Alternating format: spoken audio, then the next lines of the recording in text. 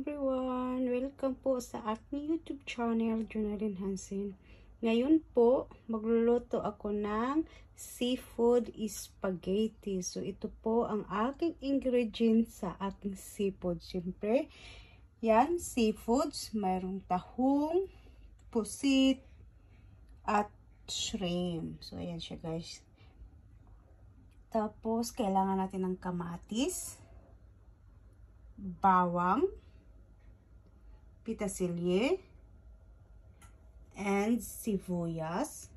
Of course, kailangan natin ng noodles. Yan, yung style noodles ang aking gagamitin. Of course, kailangan natin ng butter. Yan pong butter is garlic butter mix sa nilagyan ko din dalawang flavor siya. Garlic flavor at saka krauter butter. Parang dahon ng sibuyas. At of course, kailangan natin ng paminta at kunting mantika. So guys, yan po ang aking ingredients sa aking seafood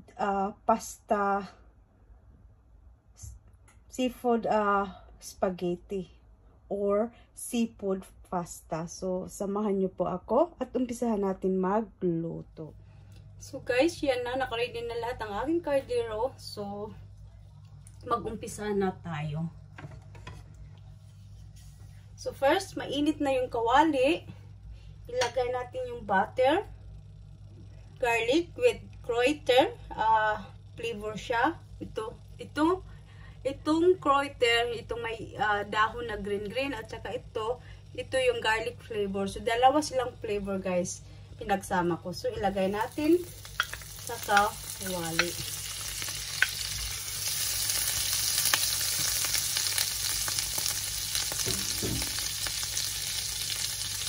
Igisa natin siya guys.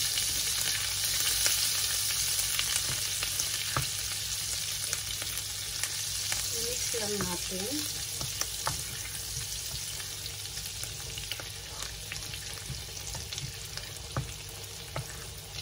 Tapos yung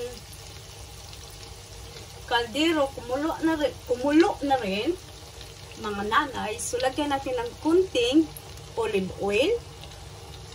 So ayan siya guys.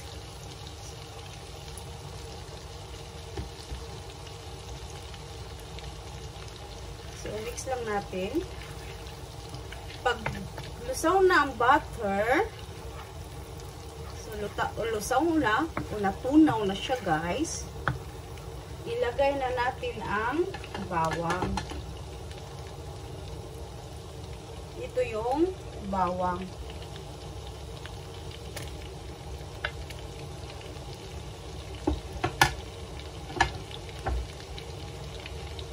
Tapos i-mix lang natin.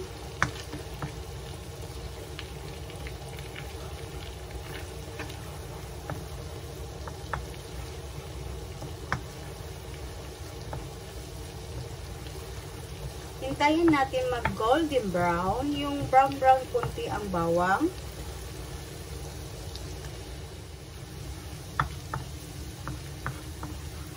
So kumulo na yung sa kalderong water, ilagay na natin ang noodles.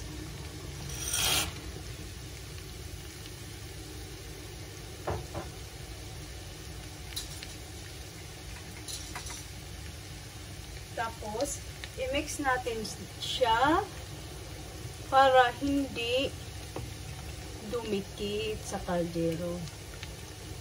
Hayaan lang natin siya dyan kumulo. Tapos isunod na natin dito sa kawali ang bawang. Bawang sibuyas. First ang bawang, tapos luto ng bawang, sibuyas. Mix lang natin siya guys.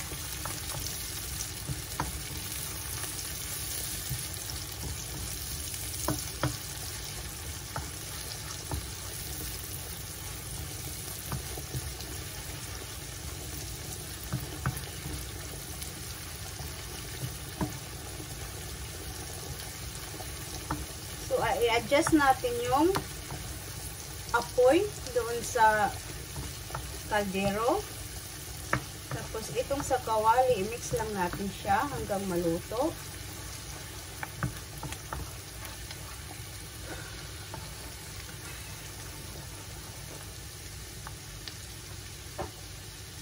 Tingnan natin siya guys. I-mix lang natin.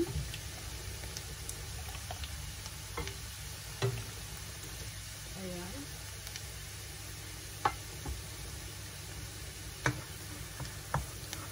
So, okay na yung sibuyas. Medyo malambot na siya, guys.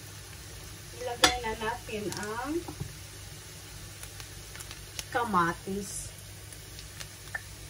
It's very simple recipe.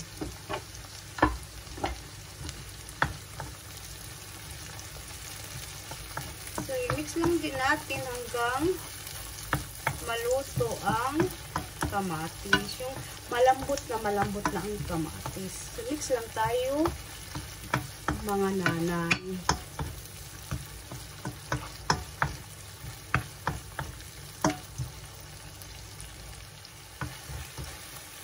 So, mga nanay, malambot na ang kamatis. Mix na siya. Ilagay na natin ang seafoods.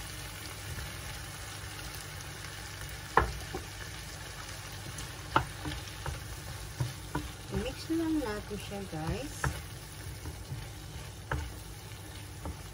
hanggang maluto.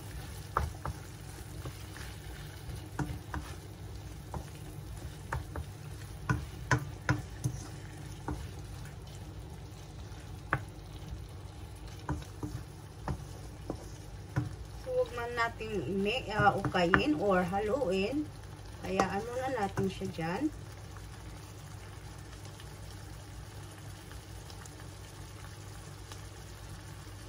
Tapos, titingnan natin ang ating noodles o the noodle. Kaya na anong Bisaya jud ta. Ang Bisaya. Mahirapan minsan mag-pronunciation.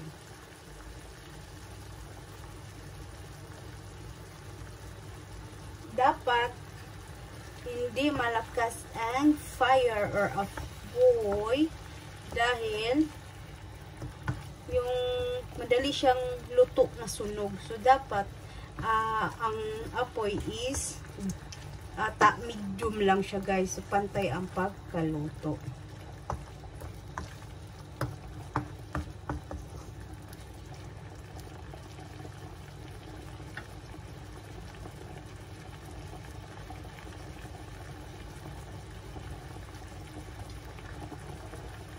Tapos, kaya natin ulit ang ating seafood. Tapos, lagyan natin ng paminta.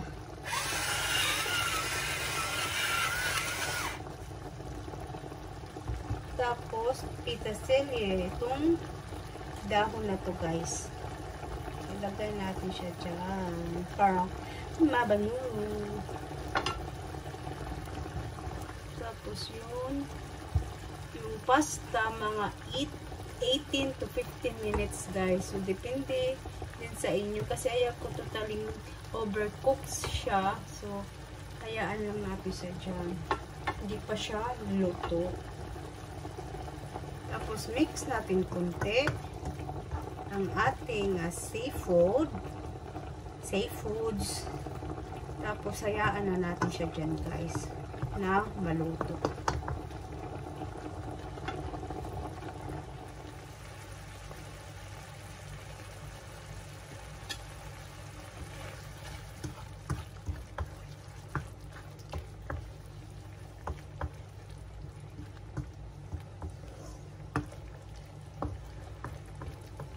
Tikman natin kasi luto na ang ating seafoods.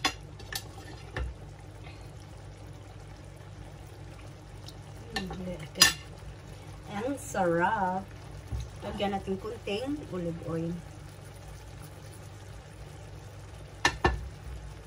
Tapos mix ulit natin siya, guys. Ito po ay ang aking version kung paano ako magluto ng seafood noodles. So, guys. Tapos yung pasta, luto na siya, guys. Ito is luto na. So, ita-transfer natin dahan-dahan papunta dito sa seafoods. I-mix natin siya, guys.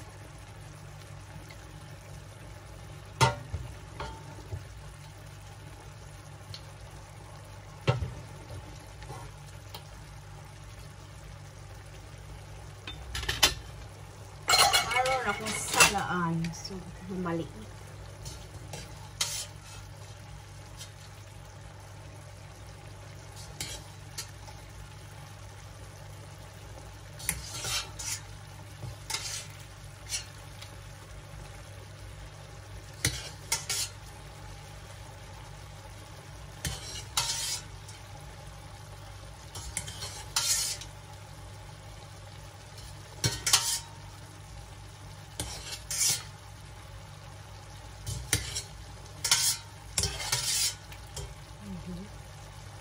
Tapos, i-mix natin ang seafood at ang noodles, guys. So, ayan. Ang sarap-sarap. So, mga nanay, pwede po nyo itong gayahing recipe, lalo't sa Pilipinas. Maraming fresh na seafoods. Pwede po kayong gumamit yung may shell na tahong. Maraming iba't ibang klaseng seafoods. Kaso lang dito, sa Germany, wala akong nakita. So, bumili na lang ako ng yung seafood na naka-plastic na wala siyang mga shells. Wala siyang mga tawag pa sa amo sa Bisaya. Ang tawag noon sa amin sa Bisaya, walang mga takip. Takip ba? O, walang mga ang sa Banis Bisaya, oy. Basta shell siya, wala na siya, natanggalan na siyang mga shells. So, yan. Ang aking pasta o seafood noodles. So,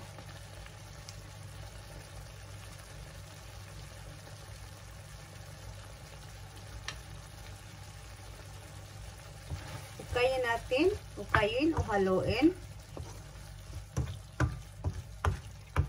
So, ayan na siya, guys.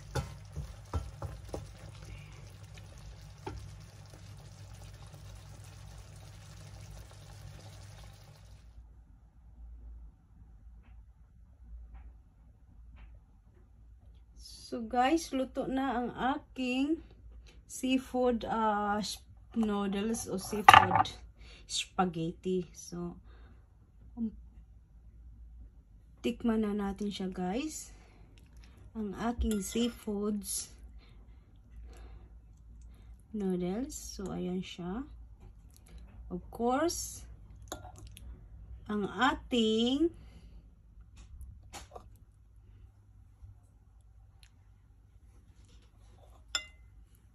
pusit na masarap. So, ayan siya, guys. Tikman natin.